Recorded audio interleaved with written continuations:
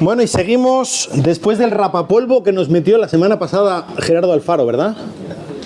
Madre mía, no sé los que estabais, los que no, tenéis que verlo en el vídeo en YouTube, porque, seguimos con Romanos, capítulo 7, versículo, capítulo 7, versículo 7. Romanos, capítulo 7,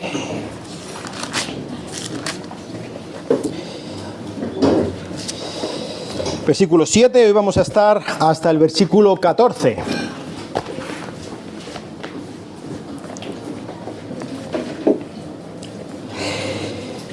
Y Pablo sigue con el tema de la ley, y simplemente para recordar un poco algunas lindezas que Pablo ha dicho acerca de la ley. Dice, por ejemplo, lo estábamos viendo hace 2 semanas, dice versículo 5 del capítulo 7, dice: porque mientras estábamos en la carne, las pasiones pecaminosas despertadas por la ley actuaban en los miembros de nuestro cuerpo a fin de llevar fruto para muerte. Es decir, Pablo está diciendo que la ley despierta al pecado. Y este despertar del pecado es como el despertar de la bestia, ¿no? Y que nos devora, que nos destruye y lleva fruto para muerte. Dice en el versículo 4, versículo anterior, dice: por tanto, hermanos míos, también a vosotros se os hizo morir a la ley por medio del cuerpo de Cristo, para que seáis unidos a otro, aquel que resucitó de entre los muertos, a fin de que llevemos fruto para Dios. Es el morir a la ley lo que hace posible que nosotros podamos unirnos a Cristo. Es decir, la ley nos impide que podamos unirnos a Cristo, que podamos abrazar a nuestro Salvador. Y estábamos hablando de la ley de Moisés, ¿verdad? Así que imagínate, un judío fariseo de la tribu de Benjamín, de pura cepa, de pedigrí, diciendo que la ley le impide ser salvo. Madre mía, pero usted ¿qué está diciendo? Versículo 6. Pero ahora hemos quedado libres de la ley, habiendo muerto a lo que nos ataba, de modo que sirvamos en la novedad del espíritu y no en el arcaísmo de la letra. La ley nos niega el poder experimentar el poder, el regalo, el don del Espíritu Santo. Así que claro, la pregunta con la que arranca Pablo es obligada. Como hemos visto otras veces, a Pablo le gusta mucho empezar sus nuevos párrafos, sus nuevas ideas con preguntas retóricas, ¿no? ¿Qué diremos entonces? ¿Es pecado la ley? La ley es mala, ¿no? La ley tiene que ser mala. Pues Pablo está diciendo algunas cosas acerca de la ley de Moisés, de la Torá, pues que es que necesariamente tenemos que llegar a esa conclusión. Pues vamos a leer el texto, ¿vale? Y luego vamos a intentar ver qué es lo que está diciendo Pablo, por qué está diciendo tantas cosas negativas acerca de la ley. Y pues, versículo 7. ¿Es pecado la ley? ¿Qué responde Pablo? ¡De ningún modo! ¡No! ¡No! Ni se te pase por la cabeza. Jamás de los jamases. Al contrario, yo no hubiera llegado a conocer el pecado si no hubiera sido por medio de la ley. Porque si no hubiera sabido lo que es la codicia, no hubiera sabido lo que es la codicia si la ley no hubiera dicho: no codiciarás. Pero el pecado, aprovechándose del mandamiento, produjo en mí toda clase de codicia, porque aparte de la ley, el pecado está muerto. Y en un tiempo yo vivía sin la ley, pero al venir el mandamiento, el pecado revivió y yo morí. Y este mandamiento, que era para vida, a mí me resultó para muerte, porque el pecado, aprovechándose del mandamiento, me engañó, y por medio de él me mató. Así que la ley es santa, y el mandamiento es santo, justo y bueno. Vamos a orar. Señor, te doy muchas gracias por la ley. Muchas gracias por la manera en la que tú te has revelado. Y muchas gracias sobre todo por Cristo. Muchas gracias por nuestro Redentor, por nuestro Salvador. Te pido que tú nos ayudes a comprender hoy lo que significa la vida, la muerte y la ley. Te lo pido en el nombre de nuestro Salvador. Amén. Pues, a ver.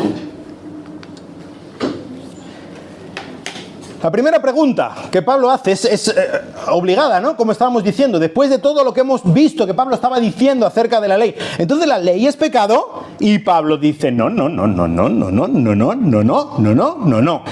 Megenoito en griego. Esto es un no, que no. Hay triple negación en esta afirmación que dice Pablo en el original. Es como un ni se te pase por la cabeza. Ya lo he dicho más veces, ¿no? De ninguna manera.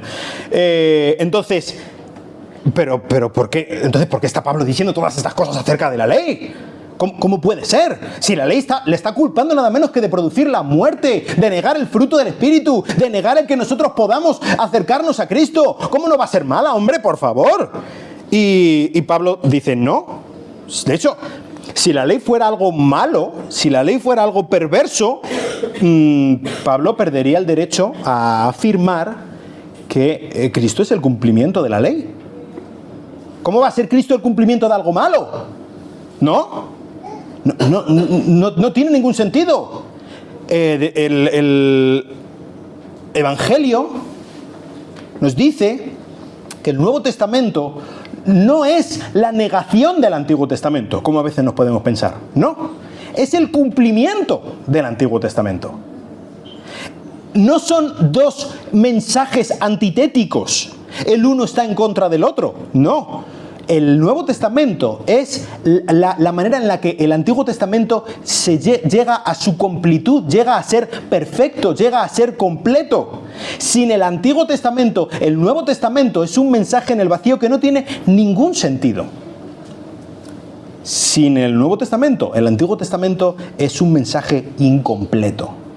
Así que Pablo, desde luego, por muchas cosas que ha estado diciendo acerca de la ley, él no tiene la percepción y él no está intentando transmitir el mensaje de que la ley sea mala de ninguna manera, en ningún sentido. Desde luego que no.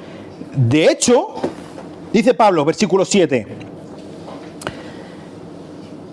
al contrario, yo no hubiera llegado a conocer lo que significa el pecado si no hubiera estado la ley ahí diciéndome lo que significa el pecado. Y Pablo específicamente alude al 10º mandamiento, ¿no? No codiciarás. Yo no hubiera sabido lo que Dios espera que yo no codicie si el mandamiento, si la ley no me hubiera dicho específicamente, escúchame, y me agarra de la pechera, que no codicies. Ah, vale, o sea que no debo codiciar. Eso, no codicies. Vale. Sin la ley, yo no podría entender qué es lo que espera Dios de mí. ¿Recordáis? Hace un par de semanas estábamos diciendo que la ley es una revelación de quién es Dios, de cómo es Dios. El Dios santo, el Dios perfecto, y ahí se revela en la ley. Y por lo tanto, ¿cómo lo que Él espera de su pueblo? Su pueblo no habría sabido cómo es Dios si Dios no se hubiera revelado así. El pueblo de Israel hubiera, como estaba haciendo en el desierto, hubiera seguido adorando a ese becerro de oro que hizo Aarón, ¿verdad? O al llegar a la tierra de Israel, como muchos de ellos hicieron, que en el tiempo de Elías pensaba que solo quedaba él. Sin la ley no habría quedado nadie y todo el mundo estaría adorando a dioses de palo y de paja y de piedra. Como todo el mundo a su alrededor. Pero el pueblo de Israel tenía la ley.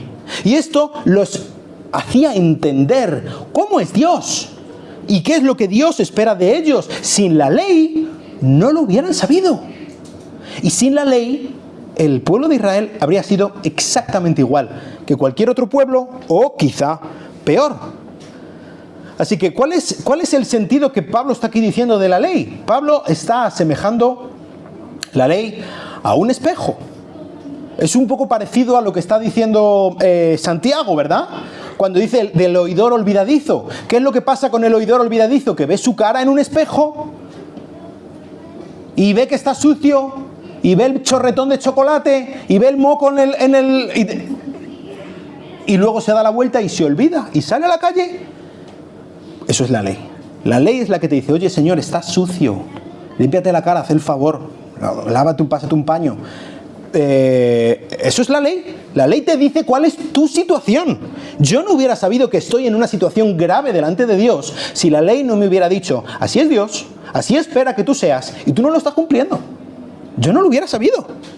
Así que la ley no es pecado. De ninguna manera.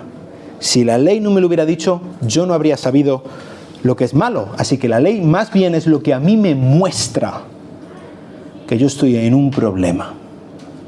La ley es una luz que me dice dónde están los agujeros en el suelo para que yo intente evitarlos, para que no caiga en esos agujeros. Pero hay un problema. La ley no es pecado, pero sí que es verdad que Pablo traza un vínculo. Están unidos. Hay una relación estrecha entre la ley y el pecado. ¿Cuál es esta relación estrecha? Es que, aunque la ley no sea pecado, el pecado sí que saca ventaja de la ley. El pecado se aprovecha de la ley. Dice versículo 8. Pero el pecado, aprovechándose del mandamiento, produjo en mí toda clase de codicia.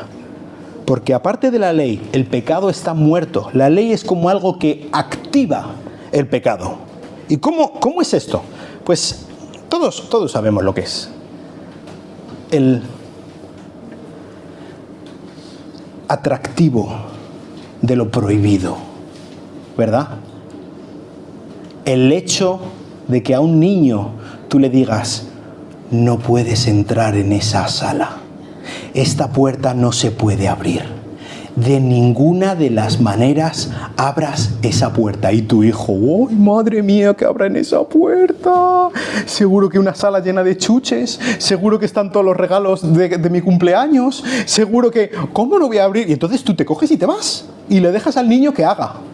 ¿Qué va a hacer el niño? Quizás si no le hubieras dicho nada y se queda a la puerta y vamos, él se juega con sus juguetes y ya, ¡uy, la puerta! En el momento en el que tú le dices, no puedes abrir esa puerta se vuelve de oro. Esa puerta tiene luces alrededor, neones y focos. Es la puerta, ¿verdad? Eso es lo que hace la ley. La ley es algo que despierta, enciende el pecado. Es el atractivo de lo prohibido. Si la ley a mí me dice no hagas esto, entonces el pecado enseguida se intenta aprovechar de esto. Y fíjate tú que aquí y en otros momentos en este texto, a partir de aquí todos los versículos, empiezan a hablar del pecado como si fuera un poder, casi como si fuera una persona que está intentando sacar tajada, como alguien inteligente, como un enemigo que intenta hacer ardides y astucias para poder hacerte caer, y aprovecha tus puntos débiles y aprovecha el poder que tiene la ley para hacerte caer y todo este tipo de cosas. Y pues no es la primera vez que esto ocurre. De hecho, Dios ha tratado así al pecado desde el mismo comienzo, desde el mismo principio. Dice Génesis capítulo 4, versículos 6 y 7. En el famoso caso de los hermanos Caín y Abel, presentan una ofrenda, Caín, una ofrenda a Abel, y Dios mira con agrado la ofrenda de Abel, pero no mira con agrado la ofrenda de Caín. Y mira, Abel se enfadó, pero la expresión que usa en el hebreo es de un enfado, de un enfurecimiento, pero de alguien de verdad enfadado que va a estallar por el peor lado. Y entonces Dios agarra a Caín y le confronta y le dice, entonces el Señor dijo a Caín, versículos 6 y 7, ¿por qué estás enojado? ¿Por qué se ha demudado tu semblante? Si haces bien, ¿no serás aceptado? Y si no haces bien, escucha, el pecado yace a la puerta y te codicia. Es un poder que está ahí acechando. Pero tú puedes dominarlo, le dice. Desde el principio, la imagen, un poco refiriéndonos a la imagen de Satanás que aparece en el capítulo previo, ¿verdad? En el capítulo 3. Es un poco como una serpiente que está ahí en la hierba, acechando, esperando. El momento en el que tú seas vulnerable, ¡oh!, y se lanza y te ataca. Así es un poco la situación, este poder del pecado. El pecado no es una broma, ¿eh?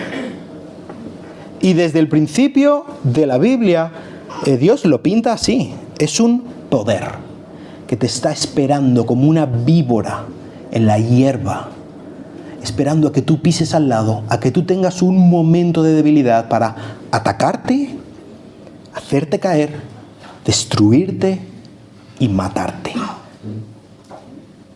y aprovecha incluso el poder de la ley. ¿La ley es mala por esto? No.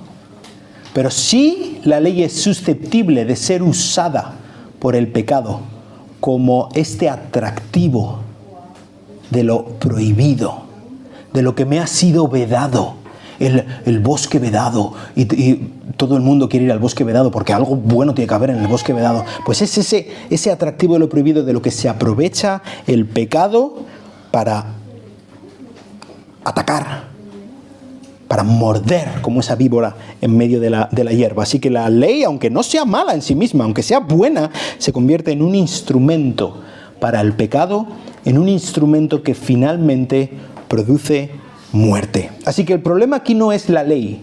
Pablo ha hablado bastante acerca de la ley, incluso ha dicho que tenemos que ser liberados, muertos a la ley, dice literalmente en el pasaje previo, ¿verdad?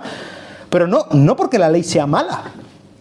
La ley es buena, pero la ley es limitada y la ley puede ser aprovechada por el pecado para causar nuestra muerte. Pero hay un problema, que está bien que revele la ley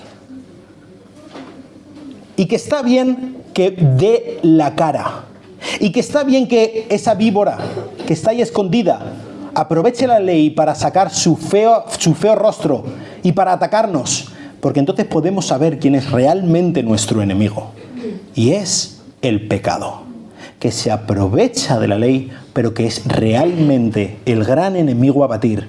Y cuando estoy hablando del pecado, sí, aquí lo vemos, Pablo habla como de un poder externo, y lo mismo habla en Génesis, pero realmente cuando estamos hablando de pecado, estoy hablando de mí, estamos hablando de nosotros.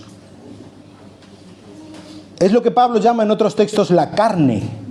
Y la carne no es mi cuerpo físico. No está hablando de que es que mi cuerpo, esta cárcel de piel y de carne y de huesos. No. Está hablando de mí.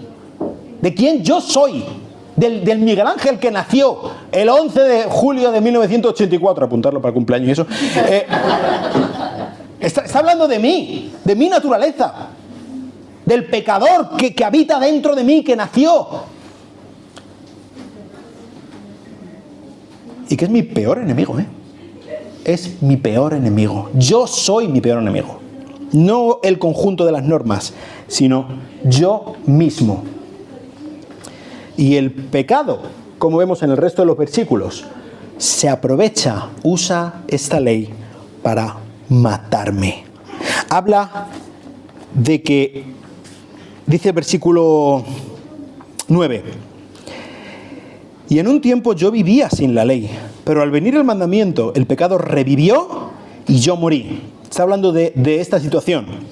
Ahora, dice versículo 10, este mandamiento que era para vida, a mí me resultó para muerte. No sé si os habéis parado a pensar exactamente de qué está hablando aquí Pablo. Porque, ¿en qué momento Pablo estaba en esta situación? El pecado... En un tiempo yo vivía sin la ley. ¿En qué tiempo Pablo vivía sin la ley?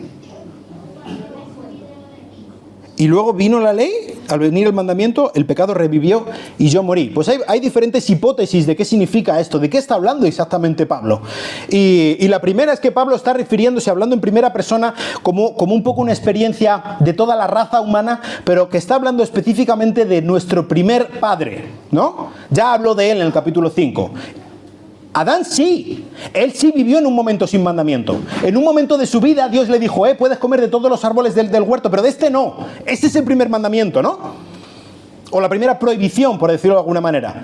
Y hasta ese momento Adán estaba vivo, y fue en ese momento en el que se dio esta primera ley que Adán murió, porque el pecado se aprovechó de esa primera ley, ¿no? Este atractivo de lo prohibido, como estábamos diciendo antes. Así que ellos han sido, desde luego, las únicas personas en la historia que han pasado de vida a muerte, ¿no? Pero es complicado, porque acuérdate que Pablo está hablando aquí de la ley de Moisés. Y hablar de la ley de Moisés aplicada a Adán y Eva no tiene ningún sentido, ¿no? Es un anacronismo, no No encaja. Hay otra hipótesis, y es que Pablo está hablando de su propia experiencia personal. Y no es que Pablo dijera, yo estoy vivo, sino que yo pienso que estaba vivo antes de tener la ley. Es un poco la percepción que yo tenía. Pero entonces me enseñaron lo que era la ley y yo entendí que era pecador por medio del conocimiento de esta ley, y entonces yo supe que estaba muerto. Así que no está hablando de que yo estaba vivo antes y luego morí, sino que yo pensaba que estaba vivo y ahora pues sé que estoy muerto, ¿no? Es una percepción, es un conocimiento. También hay otras personas que piensan que, específicamente hablando de la ley de Moisés, está Pablo hablando de primera persona como si fuera Israel, ¿no? Y hay otros casos, por ejemplo el profeta Jeremías, el profeta Miqueas, habla en primera persona como él, ejemplificando y personalizando la idea o el concepto de Israel. Y esto a nosotros nos puede parecer un poco extraño, ¿no? Que yo hable como si yo fuera España, imagínate, pues tú eres un flipado, ¿no? Pero en el mundo antiguo, y más específicamente en una cultura oriental, era muy normal el identificarse de esta manera con un pueblo. En el concepto del cercano oriente, el hecho de pensar de una manera autónoma, yo soy el amo y señor de mi propio destino, no tenía ningún sentido. No, yo soy producto de las decisiones, no mías tanto, quizá un poco, pero sobre todo de las decisiones mayores, de las decisiones de mi familia, de mi tribu, de mi nación, del imperio en el que forma parte mi nación. Es decir, yo no estoy solo en el universo, yo no decido mi destino. Yo decido una pequeña porcioncita de mi destino, realmente la inmensa mayoría lo decide las decisiones conjuntas que se toman como colectivo, ¿no? Entonces, esto es un poco la idea que Pablo estaba apropiándose. Yo no funciono en el vacío, yo no soy autónomo, yo formo parte de un grupo. Y así que Pablo está hablando como si fuera Moisés y vinculando la experiencia del pecado y de la ley con el pueblo de Israel. Yo antes de tener la ley estaba vivo, porque no tenía el conocimiento de que estaba muerto. Pero ahora que Dios me ha dado la ley, estoy muerto, porque sé quién es Dios, porque sé lo que Dios exige de mí, porque sé que no llego a lo que Dios pide de mí, y por lo tanto estoy muerto irremisiblemente y no tengo capacidad de poder cumplir esta ley. Yo no puedo darme vida de ninguna manera. Y esto trajo ira sobre el pueblo de Israel. Dice capítulo 4, versículo 15 de Romanos, porque la ley produce ira, pero donde no hay ley tampoco hay transgresión, ¿verdad? Estábamos hablando hace algunas semanas de esto. Capítulo 5, versículo 20, y la ley se introdujo para que abundara la transgresión. Para esto se introdujo la ley, pero donde el pecado abundó, sobreabundó la gracia, ¿no? Así que los israelitas no pudieron cumplir la ley de Dios. No tuvieron manera de cumplir la ley de Dios. Pero Dios estaba revelando algo por medio de esta incapacidad de que ellos pudieran cumplir su ley. En cuanto al pecado, el pecado se aprovecha de esta situación. El pecado está aprovechando esta revelación divina de decir, vosotros no podéis hacerlo. Y como no podemos hacerlo, el pecado está intentando que lleguemos todo lo profundo dentro de la maldad, dentro de la muerte, porque el pecado lo que intenta es nuestra propia destrucción. Y esto es lo que ocurre en mi vida, y esto es lo que ocurre en la tuya. Y lo he dicho algunas veces, el pecado realmente es como el cáncer. Si tú tienes un cáncer en un pulmón, y se queda así pequeñito, el cáncer no te va a matar.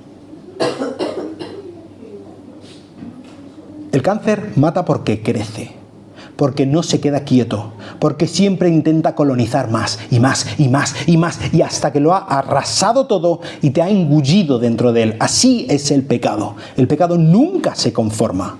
Y lo que hace la ley es revelar, ahí hay pecado, para que nosotros seamos capaces de identificar dónde está el problema. Pero el pecado se aprovecha de eso. y siempre está ahí agazapado en la hierba, esperando para devorarnos. Y no solamente crece, sino que además nos mata.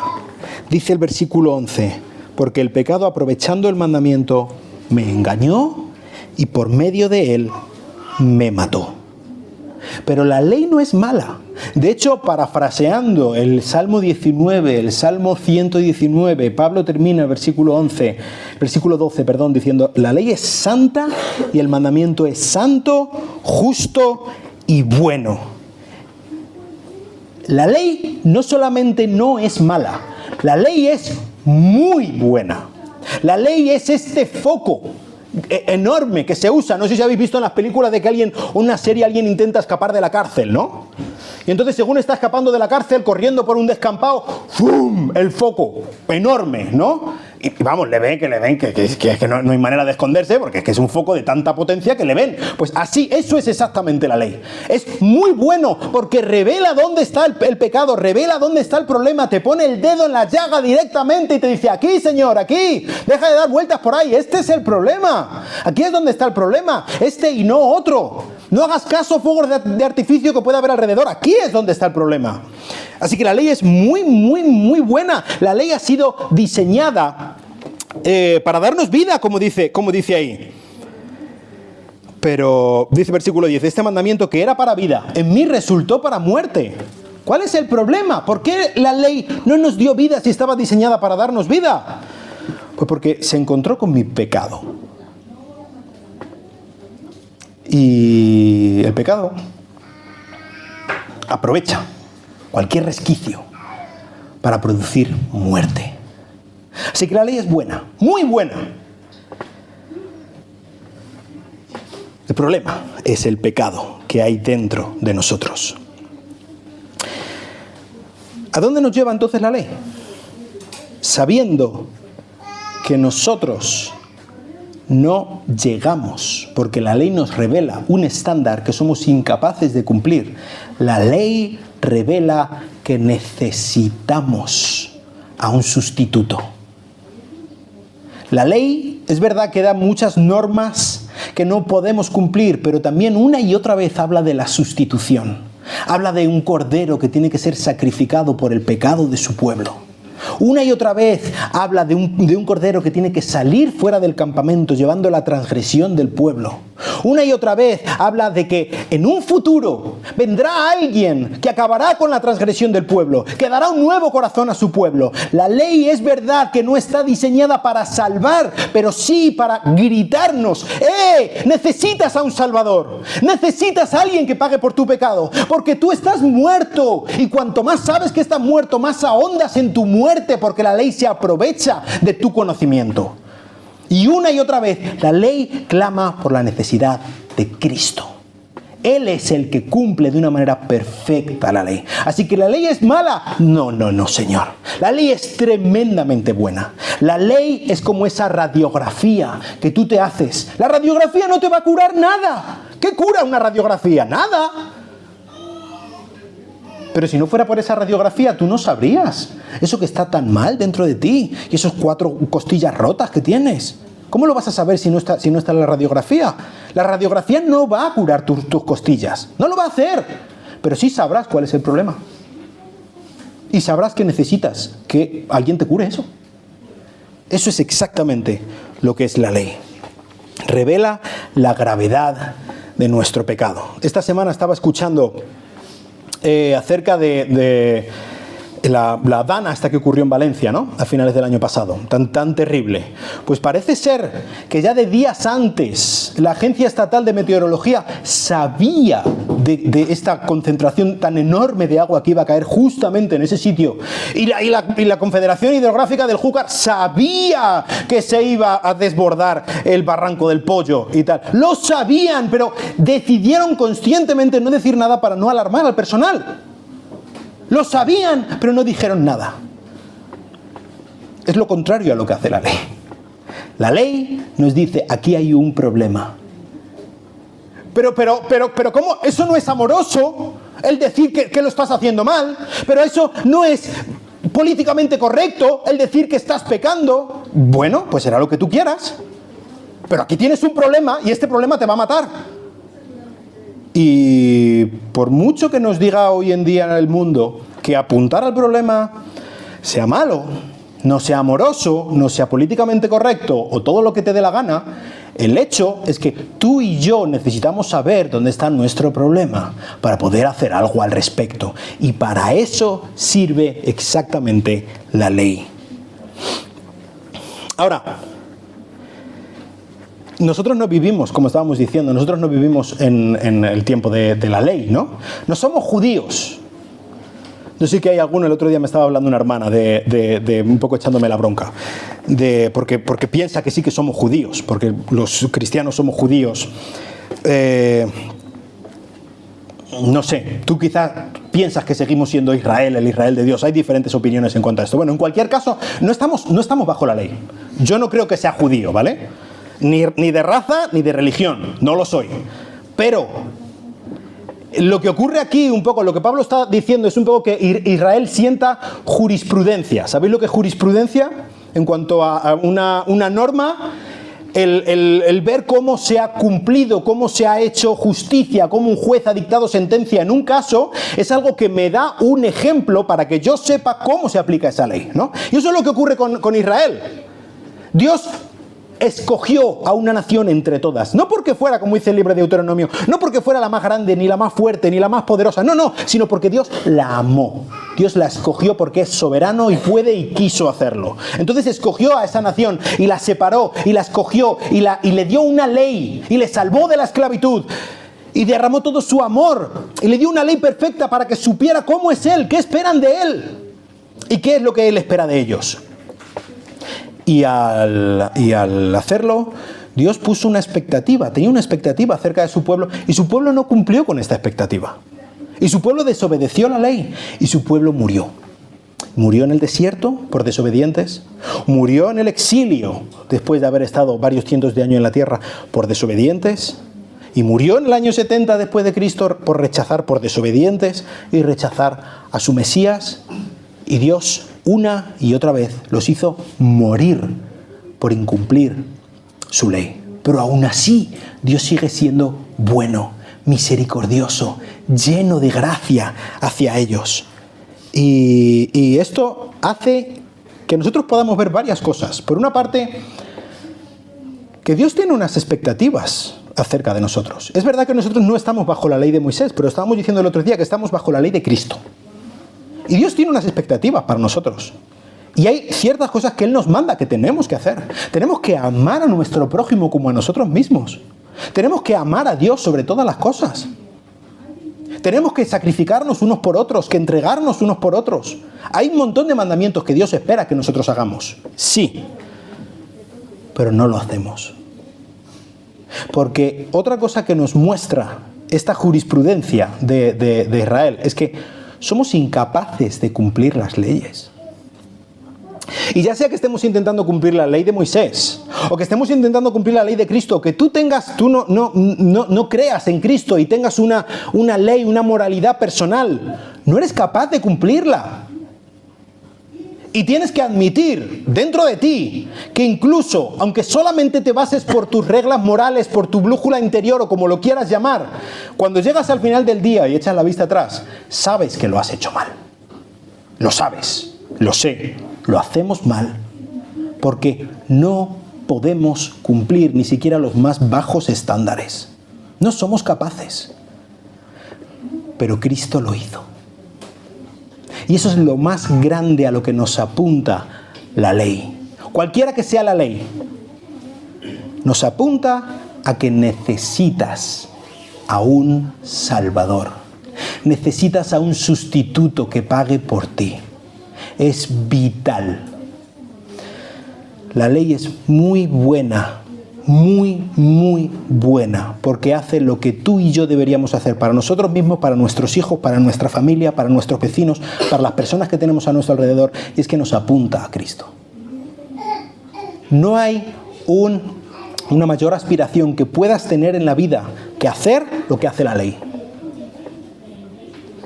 Usar cualquier medio aunque sea un medio políticamente incorrecto, para apuntar a Cristo, a la necesidad de un redentor.